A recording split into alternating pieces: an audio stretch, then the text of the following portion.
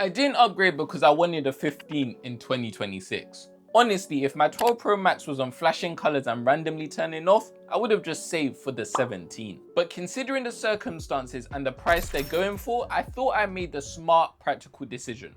Turns out, I might have downgraded. So, for some context, this is the standard iPhone 15 with 128GB of storage and a 6.1-inch Super Retina XDR display. Under the hood, you've got an A16 Bionic chip, 48MP camera, and of course, USB-C charging. And to be fair, in the first few days, it did feel like the right move.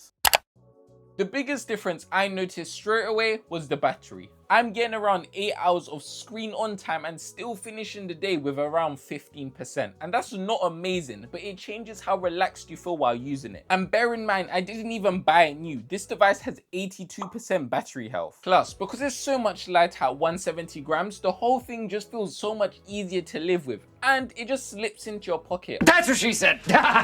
Unlike the heavy 12 Pro Max, which feels like you're carrying a brick. That's something I'm not used to, and it's a similar situation with the Dynamic Island. At first it made me feel like I have a super new and modern phone. Turns out it doesn't do much. Either way, within the first few days, everything felt like a step in the right direction. After a couple of weeks, it started feeling normal, and that's what caught me off guard considering I skipped 3 generations. That's a big jump. I expected something to feel noticeably different. Not revolutionary, not life-changing, just different. But in day-to-day use, the response times are pretty much the same. Apps open at the same speed, scrolling feels the same. However, this screen is slightly brighter, but you can only notice little things like that when they're side by side. Gaming is where I noticed the biggest change. When running moderately demanding games, the battery isn't instantly draining to zero and there's no overheating. But overall, these feel like little refinements, better in small ways and not dramatically different. And that's where I think I started zoning in on the size.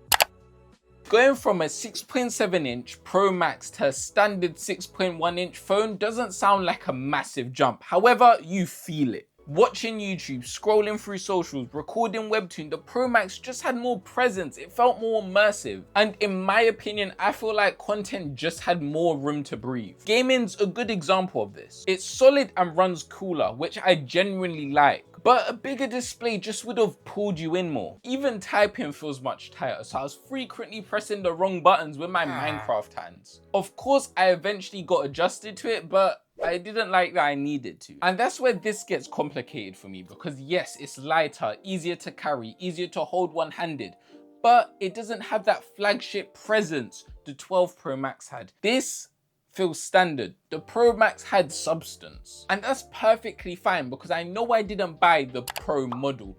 But that is when I started thinking, oh, I might have downgraded. Not because it's technically worse, but because of the experience shift. So, did I downgrade?